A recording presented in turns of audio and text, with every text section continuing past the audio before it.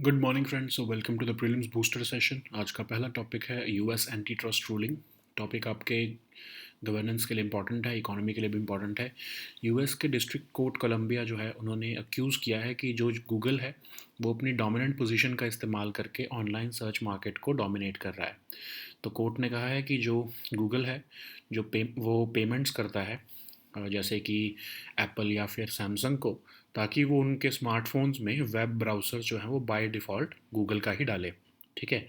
और ये जो एक प्रैक्टिस है, इससे यूएस के एंटी ट्रस्ट लॉ वायलेट हो रहे हैं। तो ये जो यूएस एंटी ट्रस्ट रूलिंग आई है, इसमें कहा गया है कि गूगल एक मोनोपोलिस्ट है। वो पैसा देकर या फिर जो है मैनिपुलेट करके किसी भी तरह से जो जनरल सर्च सर्विसेज हैं उस पर अपनी मोनोपोली बनाता है। जनरल सर्च टेक्स्ट एड्स जो होती हैं आपकी, उस पर भी अपनी मोनोपोली बनाकर रखता है।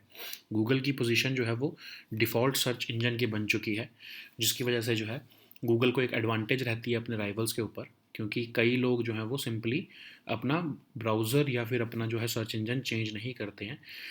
बाय डिफ़ॉल्ट जो गूगल के ही सर्च इंजन या फिर जो ब्राउज़र्स आते हैं उसी का ही इस्तेमाल करते हैं। लेकिन इस जजमेंट का ग्लोबल इम्पैक्ट तो नहीं होगा, इवन यूएस में भी हर जगह इम्पैक्ट नहीं होगा। ये सिर्फ उस particular geographic market of the US पर ही इफ़ेक्ट देगा जहाँ के कोर्ट का रूलिंग आया है। और इसका ये भी रीज़न है क्योंकि बहुत सारी मार्केट कंडीशंस डिफ़र करती हैं। डिफ़ॉल्ट ब्राउज़र्स बहुत डिफरेंट होते हैं बाकी कंट्रीज़ में। जैसे इंडिया में अगर हम देखें, तो जो Xiaomi के फ़ोन्स आते हैं, जो कि इंडिया में डोमिनेंट मार्केट होल्डर है, उसमें तो ओपेरा ब्राउज़र आता है और उसका ही सर्च फंक्शन भी प्री इंस्टॉल्ड होता है। तो इसलिए इंडिया पर ये हम इसमें ऐसा नहीं कह सकते हैं। अब इसके कॉन्सिक्वेंसेस क्या होंगे? जो गूगल अपनी पोजीशन जो ऐसी डोमिनेटिंग पोजीशन यूज़ करता है, उसके क्या कॉन्सिक्वेंसेस हैं? तो कोई भी अगर कोई न्यू एंट्रेंट होता है जो कि चाहता है कि वो जनरल सर्च इंजन बनना चाहे, अपनी कंपनी को बनाना चाहे, तो उसके लिए जो है बैरियर्स क्रिएट कर देता है गूगल। कैसे? क्योंकि गूगल के पास तो बहुत पैसा है, हाई कैपिटल जो जनरल सर्च अगर सर्च इंजन बनाना हो तो उसके लिए हाई कैपिटल कॉस्ट की ज़रूरत होती है। डिस्ट्रीब्यूशन चैनल्स का एक्सेस होना चाहिए आपके पास, ब्रांड की रिकॉग्निशन होनी चाहिए। लेकिन ये सब सिर्फ गूगल के पास हैं। तो गूगल जो है वो न्यू एंट्रेंट्स को मतलब एक तरह से वर्चुअली नहीं आने देता है, और आए भी तो उसको एक्वायर कर लेता है। न्यू एंट्रेंट जो है उनको एड्स प्लेटफॉर्म बनाने में भी दिक्कत आती है, क्योंकि क्या होता है कि लोग मोस्टली गूगल पर ही सर्च करते हैं, तो इसीलिए एड जो हैं, लोग जो एडवर्टाइजर्स हैं वो गूगल पर ही चलाते हैं। कोई न्यू सर्च इंजन या न्यू एंट्रेंट आ भी गया तो उस पे एडवर्टीजमेंट्स नहीं जाएंगी, क्योंकि लोगों को पता है, जो एडवर्टाइजर्स को, कि इस पर्टिकुलर जो है ब्राउज़र पे या फिर इस पर्टिकुलर सर्च इंजन पर जो है वो जो है ट्रैफिक उतना नहीं है। ठीक है। तो उसकी वजह से क्या होता है, क्वेरी वॉल्यूम कम होने लगता है, और इन्फीरियर जो है एड मोनेटाइजेशन, मतलब एड्स जो जब नहीं जाती हैं उस वेबसाइट पर या उस ब्राउज़र पर जो कि गूगल के कंपटीशन में आया है, तो उससे रेवेन्यू शॉर्टफॉल होने लगता है उस कंपनी का, और वो अल्टीमेटली बंद हो जाती है। ठीक है। तो इंडिया में भी कुछ ना कुछ एक्शन लिया ज़रूर गया है गूगल की मोनोपोली को तोड़ने के लिए। जैसे 2022 में कॉम्पिटिशन कमीशन ऑफ इंडिया ने मॉनेटरी पेनल्टी लगाई थी गूगल के ऊपर, और कहा था कि जो मैंडेटरी प्री इंस्टॉलेशन आता है गूगल के ऐप्स का एंड्रॉयड डिवाइसेस पर, उससे वो बेसिकली गूगल अपनी डोमिनेंट पोजीशन जो है मार्केट में मेंटेन कर रहा है। ठीक है। कोई ऑप्शन नहीं होता एक एंड्रॉयड यूज़र के पास कि वो गूगल की जो सर्विसेज हैं उनको अनइंस्टॉल कर सके। उस वर्डिक्ट के बाद गूगल ने अनाउंस किया कि वो अपने इंडियन यूज़र्स को एक डिफ़ॉल्ट सर्च इंजन यूज़ करने का चॉइस देगा। ठीक है। तो मिनिस्ट्री ऑफ कॉरपोरेट अफेयर्स ने भी एक ड्राफ्ट कंपटीशन बिल 2024 जो है वो सामने रखा है, जिसमें पेनल्टीज़ लगाने की बात की जा रही पेनल्टीज़ लगाने की बात की जा रही है सिस्टमैटिकली सिग्निफिकेंट डिजिटल एंटरप्राइजेस पर, ताकि वो एंटी कॉम्पिटिटिव प्रैक्टिसेस में एंगेज ना हो। तो रिसेंटली कंप्लेंट आई है alliance of digital India foundation की तरफ से भी, कि गूगल जो है वो एंटी कॉम्पिटिटिव प्रैक्टिसेस में एंगेज हो रहा है और ऑनलाइन एडवर्टीजमेंट मार्केट को कंट्रोल कर रहा है। ठीक है। तो इस रूलिंग के जो यूएस की रूलिंग आई है उसके इम्प्लिकेशंस क्या हैं? इससे एक तरह से हम कह सकते हैं कि बिग टेक फर्म्स जो हैं वो अपने बिजनेस को एक तरह से रीओरिएंट करेंगी। अब ये सब एक्सपेक्टेशंस हैं, वो करती हैं या नहीं, दैट्स अ डिफरेंट थिंग। और इससे उनका जो डिजिटल बिजनेस है वो फंडामेंटली चेंज हो जाएगा, स्ट्रक्चर उसका। एक रेवेन्यू स्ट्रीम ख़त्म हो जाएगा हैंडसेट मेकर्स के लिए, जैसे कि एप्पल, क्योंकि गूगल अदरवाइज़ उनको पे करता होता था कि वो गूगल सर्च इंजन जो है वो उनके लिए डिफ़ॉल्ट रखें। तो इससे क्या होगा कि उनको जब रेवेन्यू स्ट्रीम उनका ख़त्म हो जाएगा एप्पल या सैमसंग का, तो वो खुद भी हो सकता है कि अपना खुद का राइवल सर्च इंजन ही बना सकें।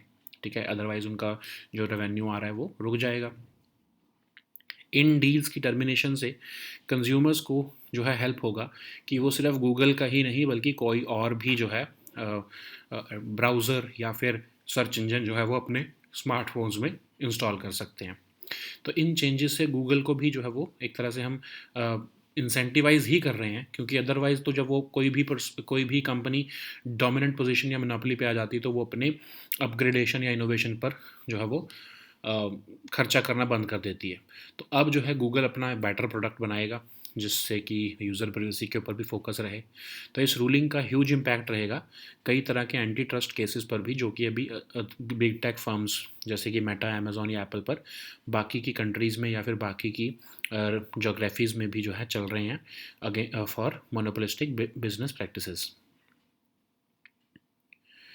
नेक्स्ट हम टॉपिक देखते हैं क्लीन प्लांट प्रोग्राम। ये टॉपिक आपके जो है इकोनॉमी के लिए इम्पॉर्टेंट है। तो कैबिनेट ने recently clean plant programme approve कर दिया है mission for integrated development of horticulture के अंडर।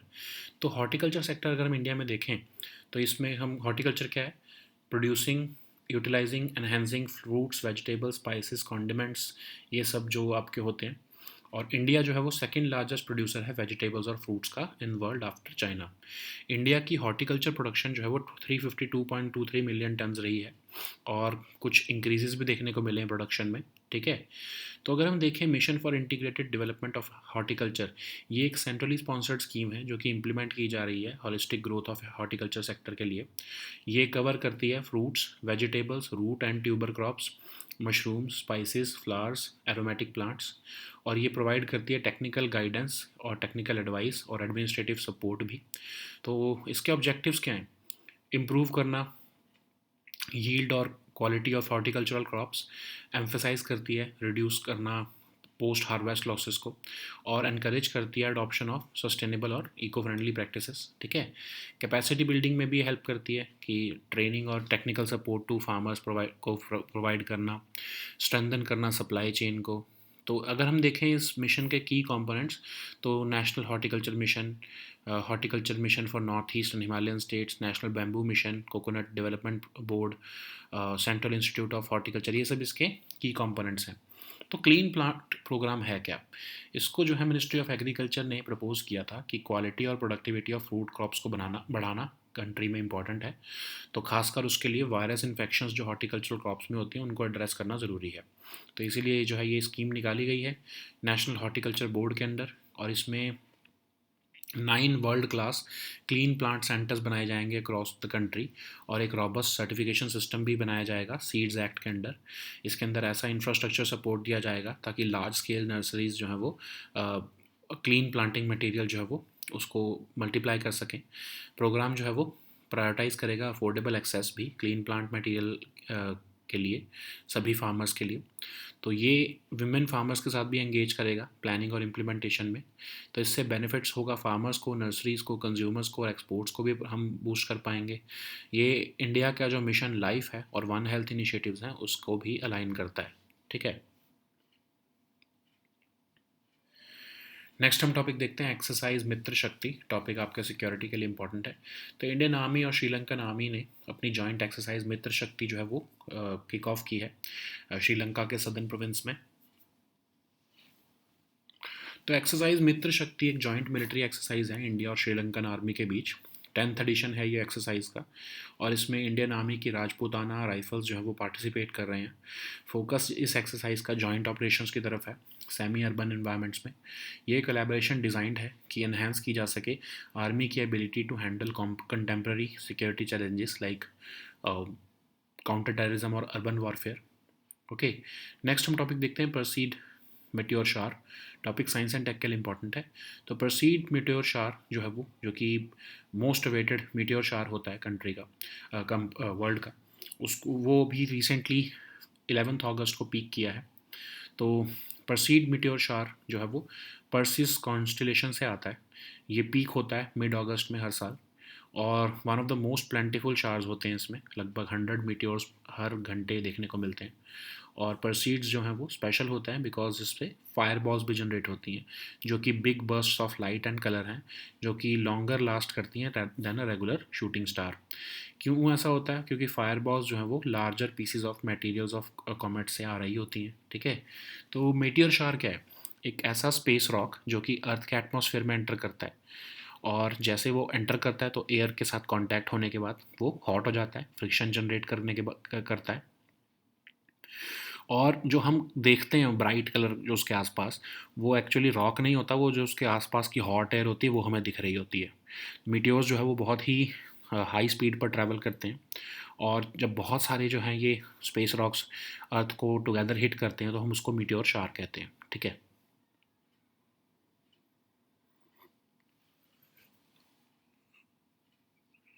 नेक्स्ट हम टॉपिक देखते हैं लेक बॉल्सेना। टॉपिक आपके इंटरनेशनल रिलेशंस इन्वायरमेंट दोनों के लिए इंपॉर्टेंट है। तो एक एंशियंट क्ले फिगरीन देखने को मिली है आयरन एज को बिलोंग करती हुई लेक बॉल्सेना इटली में।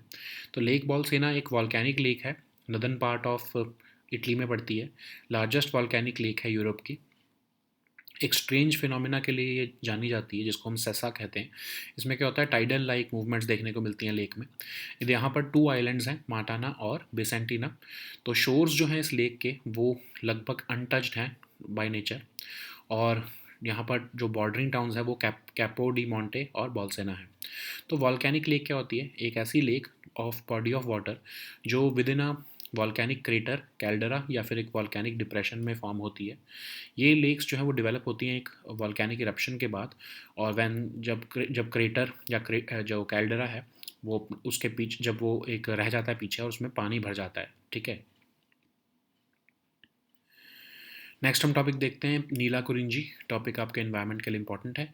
तो रिसेंटली नीला कुरिंजी जो कि एक पर्पल फ्लावरिंग श्रब है, उसको IUCN की red list of threaten species में जो है वो कवर कर लिया गया है। तो नीला कुरिंजी एक पर्पलिश फ्लावरिंग श्रब है जो सिर्फ 12 साल में एक बार जो है वो ब्लूम होता है। एक एंडेमिक है ये श्रब। हाई ऑल्टीट्यूड शोला ग्रासलैंड इकोसिस्टम्स जो हैं हमारे इन नीलगिरी हिल्स में, वहीं पर ये पाया जाता है। 34 सब पॉपुलेशन है इसकी, सैमिल पैरस है ये, मतलब ब्लूमिंग और फ्रूटिंग दोनों ही जो है वो 12 साल में एक बार होती हैं इसकी। नीलगिरी हिल्स का नाम भी इसी के नीला कुरिंजी के नाम पर ही रखा गया है। यहाँ पर जो पालियन ट्राइब्स हैं वो इस नीला कुरिंजी को एज अ रेफरेंस यूज़ करती हैं अपनी एज को कैलकुलेट करने के लिए, और ये थ्रेटन्ड है because of its fragile habitat. Next हम टॉपिक देखते हैं polar coupled analysis and prediction for services. ये टॉपिक आपके साइंस एंड टेक के लिए इंपॉर्टेंट है। तो वर्ल्ड मेट्रोलॉजिकल ऑर्गेनाइजेशन ने ये प्रोजेक्ट लॉन्च किया है, PCAPS, जो कि एम कर रहा है कि इंक्रीज़ और इम्प्रूव किया जा सके वेदर, वाटर, आइस और क्लाइमेट इन्फॉर्मेशन को अबाउट अंटार्कटिक और आर्कटिक। ये प्रोजेक्ट हेल्प करेगा डेवलप करने के लिए ऑब्जर्वेशन सिस्टम्स और अर्थ सिस्टम मॉडल्स को, और ये पार्ट रहेगा वर्ल्ड मेट्रोलॉजिकल ऑर्गेनाइजेशन के वर्ल्ड वेदर रिसर्च प्रोग्राम का। तो ये प्रमोट करेगा रिसर्च को, ताकि वर्ल्ड वेदर रिसर्च प्रोग्राम क्या है, ये प्रमोट करता है रिसर्च को टू इम्प्रूव वेदर प्रोडिक्शंस, और इसके की ऑब्जेक्टिव्स हैं advance research of earth system, warning process को जो है इम्प्रूव करना, क्वांटिफाई करना और रिड्यूस करना अनसर्टेनिटी प्रोडिक्शंस के कंटेक्स्ट में, ठीक है। नेक्स्ट हम टॉपिक देखते हैं पिनाका MK3। टॉपिक आपके सिक्योरिटी के लिए इंपॉर्टेंट है। तो DRDO जो है वो इंडिया को इक्विप कर रहा है एक फॉर्मिडेबल न्यू वेपन के साथ, पिनाका MK3, जो कि भी अंडर डेवलपमेंट है। तो ये एक मल्टी बैरल रॉकेट लॉन्चर है जो कि लीदल और रिस्पॉन्सिव फायर देगा against variety of area targets, जैसे कि exposed enemy troops, vehicles, skin vehicles, armoured vehicles, communication centres, air terminal complexes, fuel and ammunition dumps. इसमें मल्टी ट्यूब लॉन्चर व्हीकल होगा, और इसमें 2 पॉड्स होंगे, 6 रॉकेट्स ईच होगा। Tatra truck for mobility के लिए सिस्टम यूज़ किया जाएगा, के थ्रू ये सिस्टम यूज़ किया जाएगा। तो ऑलरेडी पिनाका एम के वन एनहेंस्ड और पिनाका MK2 इंडियन आर्मी के पास हैं, और ये पिनाका MK3 एक एडवांस्ड वर्जन होगा जिसकी रेंज लगभग 120 किलोमीटर या उससे ज़्यादा होगी। तो इसलिए ये डिस्टेंट एनिमीज़ और अटैक्स को टारगेट करने में हमें हेल्प करेगा, और किसी भी वेदर में ये ऑपरेट कर पाएगा, ठीक है। नेक्स्ट हम टॉपिक देखते हैं जुआंगा ट्राइब, सोशल इश्यूज़ के लिए टॉपिक इंपॉर्टेंट है। तो जो डिस्ट्रिक्ट लेवल कमेटी है क्योंझार की उड़ीसा में, उन्होंने हर्डल क्लियर कर दी है हैबिटेट राइट्स सिक्योर करने के लिए जुआंगास के लिए, जो कि एक इंडिजिनस कम्युनिटी है उड़ीसा के क्योंझार डिस्ट्रिक्ट में। वन ऑफ द 13 पीवीटीजीज है ये। ओरिजिनली इसको हम पटुआज कहते थे इनको, क्योंकि इनका ट्रेडिशनल अटायर होता है लीफ स्कर्ट्स का। तो इनकी लैंग्वेज है जुआंग, और ये शिफ्टिंग कल्टीवेशन प्रैक्टिस करते थे और हंटिंग भी करते थे ओकेजनली। और कहा जाता है कि प्रधान जो होता है इनके पॉलिटिकल काउंसिल में, वो सबसे फाइनल डिसीजन लेने वाला होता है सारे सेकुलर मैटर्स पर। ठीक है, नेक्स्ट हम टॉपिक देखते हैं एक्सरसाइज उदार शक्ति। टॉपिक सिक्योरिटी के लिए इंपॉर्टेंट है। तो इंडियन एयरफोर्स और रॉयल मलेशियन एयरफोर्स जो है, उन्होंने एक्सरसाइज उदार शक्ति में पार्टिसिपेट किया है, जो कि एक जॉइंट एक्सरसाइज है रॉयल मलेशियन एयरफोर्स के साथ मिलकर क्वांटान मलेशिया में ये कंडक्ट की जाती है। इसका एम रहता है ऑपरेशनल एफिशिएंसी को बढ़ाना। ठीक है, तो इसमें Su-30 MKI ने पार्टिसिपेट किया इंडिया की तरफ से, जो कि एक मल्टी रोल कॉम्बैट एयरक्राफ्ट है, जिसको जॉइंटली डेवलप किया गया है सुखोई डिज़ाइन ब्यूरो और HAL द्वारा इंडियन एयरफोर्स के लिए। तो इसमें जो है थ्रस्ट वेक्टरिंग कंट्रोल और कनार्ड्स जो है वो लगे हुए हैं, इक्विप्ड है उससे ये। Okay, next, so now let us see all these topics in English. So the first topic is US antitrust ruling. This topic is important for your economy section and your governance section also.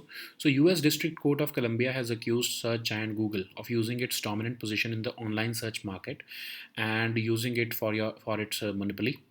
So court has ruled that Google has been paying to Apple and Samsung and even other smartphone makers to make the Google search engine the default option on these smartphone web browsers, which is violating the US antitrust law. So this ruling has said that Google is a monopolist and it is violating antitrust laws to maintain a monopoly over general search services and general search text ads. And Google's position as the default search engine also gives Google an unseen advantage over its rivals, because many users simply stick to searching with the default.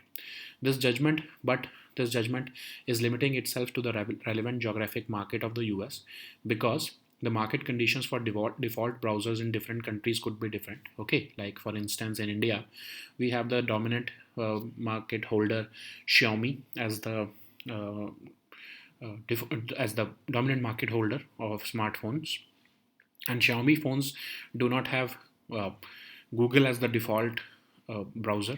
Instead, they use Opera. Okay, so this is why we cannot generalize that Google has been the dominant player worldwide. So what are the consequences of Google's position as the dominant search engine? So the new entrants who want to enter into this business of providing search engine facility, they incur high capital costs. They have to face distribution channels. They have to make distribution channels and build on their brand. But there are barriers because Google already has this advantage over them. New entrants would also have to build on ads platform, which they could monetize on par with Google. But because the advertisers know that the majority of traffic is on Google, so they do not advertise their products on other search engines, uh, saying that the traffic is not as high as on Google. Okay, so in India also, the Competition Commission of India imposed a monetary penalty on Google because it held that there was mandatory pre-installation of Google Mobile Suite on Android devices, and the users were given no option to uninstall the apps, and this is part of Google's dominant position abuse in the market.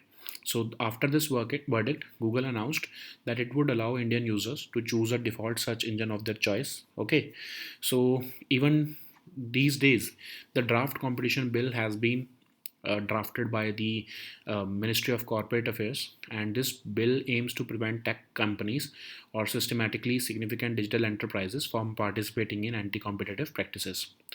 Recently, the Alliance of Digital India Foundation has also filed a complaint against Google for indulging in anti-competitive practices in the online advertisement market. Okay, so what will be the implications of this judgment? So it could lead to a new precedent on how big tech firms conduct their business affairs. It could also fundamentally change the structure and nature of digital businesses as Google is linked to a range of digital services. It can immediately wipe out a revenue stream for handset makers, for example, Apple, because they are otherwise paid by Google to make uh, Google search as their default search engine. And so, once this revenue stream would be wiped off, it would incentivize these firms like Apple and Samsung to build their own rival search engines. So, terminating such deals could also help consumers to find alternative search engines. These changes could also make Google build a better product that is more focused on user privacy. This ruling will also have a huge impact on a series of antitrust cases which are underway against big tech firms for their monopolistic business practices. So the next topic is Clean Plant Program. This topic is important for your economy section. So the cabinet has approved the Clean Plant Program under the mission for integrated development of horticulture. So if we look at horticulture sector in India, it is the horticulture is the practice of producing, utilizing, and enhancing fruits, vegetables, spices, condiments, ornamental plants, plantation crops, and medicinal and aromatic plants. So it contributes to about 33% of GVA to Indian agriculture GVA to Indian economy. India is the second largest producer of vegetables and fruits in in the world after China, and India's horticulture production has been about 352.23 million tons in the last year, which is a marginal decline from the previous year. So, however, there are some increases in production also, like in the case of fruits, vegetables, and tomatoes. So, Government of India is already running a mission for integrated development of horticulture, which is a centrally sponsored scheme. It is being implemented since 2014-15 period for holistic growth of horticulture sector. It covers fruits, vegetables, root and tuber crops, mushrooms, spices, flowers, aromatic plants, coconut, cashew, and cocoa. And it provides technical advice and administrative support also to state governments or state horticulture missions. Um the objectives include improving the yield and quality of horticultural products, reducing post harvest losses, adopting sustainable and eco-friendly practices, providing training and technical support, and also strengthening supply chain. Okay, so there are certain key components of this mission like National Horticulture Mission for Northeast and Himalayan states, National Bamboo Mission, Coconut Development Board, Central Institute of Horticulture. Okay, so what is the Clean Plant Program? So it was proposed by Ministry of Agriculture and Farmers Welfare to enhance the quality and productivity of root crops across the country. And this CPP will address the virus infections in horticultural crops, and it will be implemented by National Horticultural Board. The key components of this program include the establishment of 9 world-class clean plant centers, implementation of a robust certification system under the Seeds Act of 1966. It also includes infrastructure support to large-scale nurseries. The program will also prioritize affordable access to clean plant material. It will also actively engage women farmers in its planning and implementation. The CPP is expected to benefit farmers, nurseries, consumers, and boost exports. It also aligns with India's Mission Life and One Health initiatives. So the next topic is exercise Mitra Shakti. This topic is important for your security section. So Indian Army and the Sri Lankan Army will be kicking off their joint exercise called Mitra Shakti at Sri Lanka's southern province. So it's a joint military exercise between India and Sri Lankan Army, and it is the 10th edition of this exercise this year. So a unit of 120 soldiers from Indian Army's Rajputana Rifles will participate in this exercise. Okay, the focus will be on joint operations in semi-urban environments, and this collaboration is designed to enhance the Army's ability to handle contemporary security challenges like counter-terrorism and urban warfare. So the next topic is Perseid Meteor Shower. This topic is important for your science and tech section. So Perseid Meteor Shower, which is this year's most awaited meteor shower, is set to peak on August 11th. So this name is derived from the Perseus constellation. It peaks during the mid-August each year. It is also one of the most plentiful showers with nearly 100 meteors seen per hour. The Perseids are special because they often generate fireballs. These fireballs are big bursts of light and color which last longer than a regular shooting star. This happens because fireballs come from larger pieces of material from comets. So, what is meteor shower? It is a space rock that comes into Earth's atmosphere. When many space rocks hit the atmosphere over Earth together, we call it a meteor shower. These meteor travels at incredible speeds also. Okay. So the next topic is Lake Bolsena. This topic is important for your international relations and environment topic. So an ancient clay figurine which is dating back to the Iron Age has been found at Lake Bolsena, Italy. So Lake Bolsena is a volcanic lake which is located in the northern part of Italy. It is the largest volcanic lake in Europe. It is known for its strange phenomena known as sessa, which causes tidal-like movements in the lake. The two islands, Martana and Vicentina, lie in the southern part of the lake, which were formed by underwater eruptions. The shores of this lake are characterized by almost untouched nature, with forests, beads, and quiet coves. And the towns bordering this lake are Capodimonte and Bolsena. So, what is a volcanic lake? It's a body of water which gets formed within a volcanic crater, caldera, or a volcanic depression. These lakes can develop after a volcanic eruption when the crater or caldera left behind fills with the water. Okay.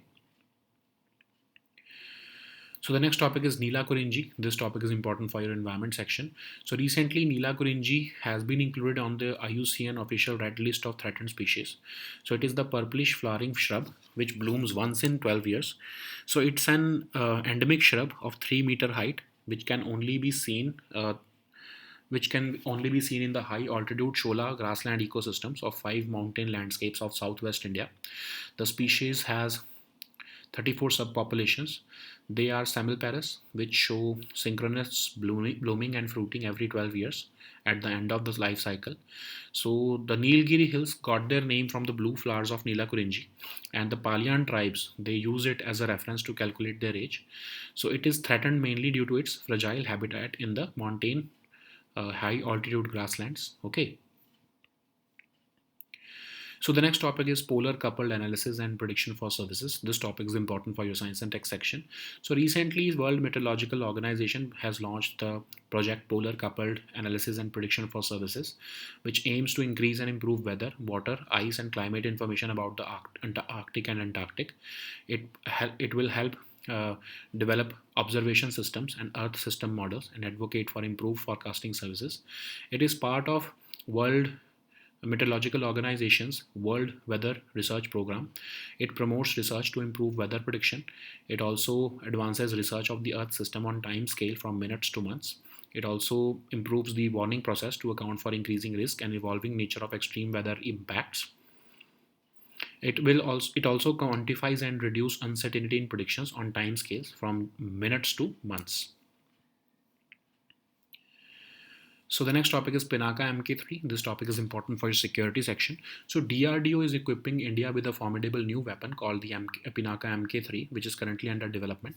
So what is Pinaka? Pinaka is a multi-barrel rocket launcher, and it delivers lethal and responsive fire against a variety of area targets like exposed enemy troops, armored and soft skin vehicles, communication centers, air terminal complexes, and even fuel and ammunition dumps. So it consists of a multi-tube launcher vehicle, and this rocket launcher has two pods containing 6 rockets each. This system is mounted on a Tatra truck for mobility. The range of Pinaka Mk1 is 48 kilometers. Pinaka Mk1 Enhanced has 60 kilometers range, and Mk2 has a range of 90 kilometers. So it is being expected that this Pinaka Mk3 will be an advanced version, so it will have a range more than 120 kilometers. Okay, it can attack distant enemies and air attacks, and it will be able to operate in any weather. Okay.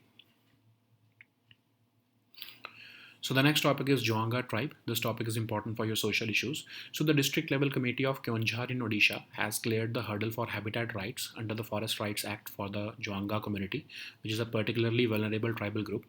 So Joanga tribe is an indigenous community in India concentrated in Odisha's Keonjhar district. It is one of the 13 PVTGs. Originally known as Patuas, because of their traditional attire of sleeve skirts, they speak the Joang language or Mundari language. They are originally the practitioners of shifting cultivation. They also hunt occasionally, and their political council consists of a pradhan, which is the formal headman of the political council, and he is expected to offer the final decision in all circular matters for this particular tribe. Okay. So the next topic is exercise Udar Shakti. This topic is important for your security section. So recently, Indian Air Force and Royal Malaysian Air Force participated in the exercise Udar Shakti 2024, which is the joint air exercise conducted between Royal Malaysian Air Force and the Indian Air Force at Kuantan, Malaysia. It was aimed at bolstering operational efficiency of both air forces. Okay, and Su M30 Mk1 participated in this exercise, which is a multi-role combat fighter aircraft jointly developed by Sukhoi Design Bureau and Hindustan Aeronautics Limited for the Indian Air Force. It is equipped with thrust vectoring control and canards. Okay, so these were our topics for today. We'll meet next time with new topics. Until then, goodbye and take care.